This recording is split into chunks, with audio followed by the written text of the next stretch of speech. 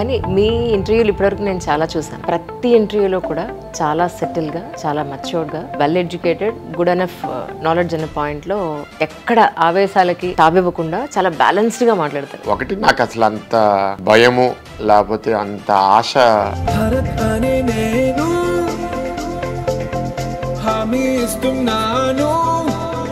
So దేని మీద నాకు అంత వ్యామోహం లేదు. డబ్బు, పవరు, ఫేమ్. 2019లో మీరు ఓడిపోయినప్పుడు ఈ విశ్లేషణ చేసుకున్నారా? ఎందుకు ఇలా జరిగి ఉంటుంది, అది ఇప్పుడు రెక్టిఫై చేసుకునే ప్రయత్నం ఏమైనా చేస్తున్నారా? అంటే నేను ఒక స్పీచ్కి వెళ్తే నా చుట్టూ ఉన్న వాళ్ళు ఇట్లా చెప్పండి, ఇలా చెప్తే వాళ్ళకి నచ్చుతుంది. నాకంటూ ఒక ఆలోచన ఉండాలి కదా. నేను అందరిలాగా నేను చేస్తే నేను ఎందుకు ఉండాలి రాజకీయంలో? సో మీ ఉద్దేశ ప్రకారం వైజాగ్ ప్రస్తుత పరిస్థితి అంటే ఏంటి, ఇప్పటివరకు ఉన్న సమస్యలు అంటే ఏం చెప్తారు? సమస్యలు చాలా ఉన్నాయండి. ఏ నగరానికైనా సమస్యలు సిమిలర్గా ఉంటాయి. నేను ఒక్కడిని గెలిస్తే సరిపోదు, ప్రభుత్వం రావాలి, ప్రభుత్వం కూడా ప్రోత్సహించాలి. ఈ కూటమి వల్ల ఎక్కడైనా ప్రజల మనసు మారే అవకాశం ఉందని ఏమైనా అనుకున్నారా మీరు? వైఎస్ఆర్సీపీ ప్రభుత్వం ఈ రాష్ట్రాన్ని పరిపాలించడానికి మా పొత్తు వల్ల, మా అభ్యర్థుల వల్ల ఒక్కొక్క నియోజకవర్గంలో ఆ అభ్యర్థుల మీద ఎంత పాజిటివ్ ఉంది లేదు అనేది అది మారచ్చు. క్లీన్ వైజాగ్ మీ ఉద్దేశ ప్రకారం సాధ్యపడుతుందంటారా? ఈజీ కాదు. సింగపూర్కో ఇంకేదో మీరు ఇంటర్నేషనల్ మంచి పాపులర్ సిటీకి వెళ్తే, అంటే మీ ఉద్దేశ ప్రకారం జగన్ గారి గవర్నమెంట్ గురించి అది ఎంత సక్సెస్ఫుల్గా ఆయన పరిపాలించారు అని అంటే మీరు ఏం చెప్తారు? స్పీచ్ని, ఫ్రీడమ్ని అణిచివేతలో వాళ్ళు దేశంలో ఉన్న అన్ని రాష్ట్రాల్లో ఏ రాష్ట్రం అయినా ఉందంటే ఆంధ్రప్రదేశ్ బహుశా నంబర్ 1లో ఉంటుంది. ఇది ఇప్పుడు మనం వచ్చింది పోర్ట్ ఏరియా అండి. అవును, ఇక్కడ పోర్ట్ పొల్యూషన్ అండి 2 విధాలుగా. ఒకటి డ్రైన్ క్లాగేజ్ వల్ల చాలా మంది సఫర్ అవుతున్నారు. లాంగ్ టర్మ్ ఆలోచించాల్సింది ఏంటంటే అసలు కోల్ హ్యాండ్లింగ్ అసలు సిటీ దగ్గర ఉండకూడదు. ఎలా ఉంటున్నారు సార్ వీళ్ళంతా ఇక్కడ? దాని గురించి 3-4 years నుంచి ఫైట్ చేస్తున్నాను. మీరు ఇది చూసి ఎట్లా ఉంటున్నారంటే అది బ్లాక్ అయిపోయినప్పుడు చూస్తే మీరు ఇక్కడ చూడలేరు. కాదు, పబ్లిక్ గురించి ఐఎమ్ రెడీ టు డై, మీకు ముందే చెప్పేస్తున్నా. మనం అసలు అట్లా చూస్తుంటే అసలు ఎట్లా బతుకుతున్నారు మనుషులు అట్లా అనిపిస్తుంది. సో పెద్ద రెవల్యూషన్ వస్తే గానీ వీళ్ళు యాజిటేట్ చేయరు. వైసీపీ ప్రభుత్వంలో చూసింది ఏంటంటే ఏ ఇష్యూ మీద యాజిటేట్ చేయరు. వాళ్ళు ప్రభుత్వంలో ఉన్నారు, జీవీఎంసీ అంతా వాళ్ళ కంట్రోల్లో ఉంది. వాళ్ళు వచ్చి ఇక్కడ క్లీనింగ్ వర్క్ చేపట్టడం అనేది వాళ్ళకి పెద్ద సమస్య అయిన విషయం కాదు, అయినా చేయట్లేదు.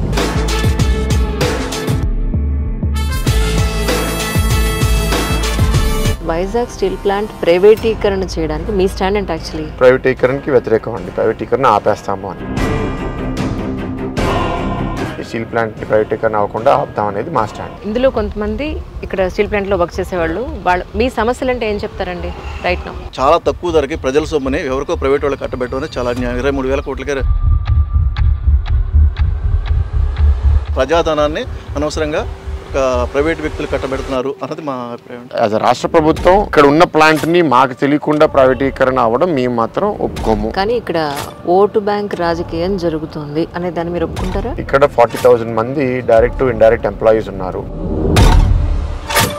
జీవనాధారం అంతా ఈ స్టీల్ ప్లాంట్ ముడిపడి ఉంది. ప్రైవేటైజ్ అయిపోతే మా అందరికీ ఉద్యోగాలు పోతాయి అనేది వాళ్ళందరికీ భయం. నేను రీసెంట్ గా ఒక వీడియో చూసానండి మీది. మీ గీతం క్యాంపస్ లో చదివే ఒక అతను టిఫిన్ సెంటర్ బయట పెడుతుంటే మీరు వెళ్ళి అక్కడ టిఫిన్ కూడా చేశారు.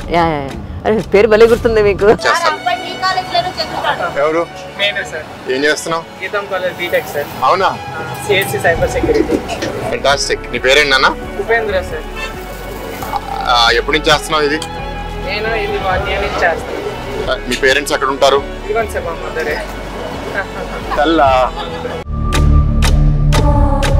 కానీ మీరు చాలా ఎలిగెంట్ గా అక్కడ అతను అప్రిషియేట్ చేస్తూ చాలా ప్రౌడ్ గా ఫీల్ అవుతూ అక్కడ నుంచి వెళ్ళిపోయారు. కామన్ సిటిజన్ విశాఖపట్నంలో అనుభవించే జీవితం మనం కూడా ఒకసారి అనుభవిద్దాం అనే ఉద్దేశంతో చదివిన తర్వాత వచ్చి మళ్ళీ రాత్రిపూట పనిచేసే అంత ఓపిక, కమిట్మెంట్ చాలా మందికి ఉండదు. కానీ గీతం యూనివర్సిటీ లాంటి ప్లేస్ లో ఇలాంటి middle class students, lower middle వాళ్ళు కూడా అక్కడ చదవగలుగుతున్నారు అంటే అది నాకు చాలా ప్రౌడ్గా అనిపించింది, టు బి ఫ్రాంక్. రెండండి. ఒకటి, we have aggressive scholarship program ఇవాళ. సో దీని ద్వారా చాలా మంది పేదవాళ్ళు, మధ్యతరగతి కుటుంబాలకి గీతం ఇవాళ అందుబాటులోకి వచ్చింది.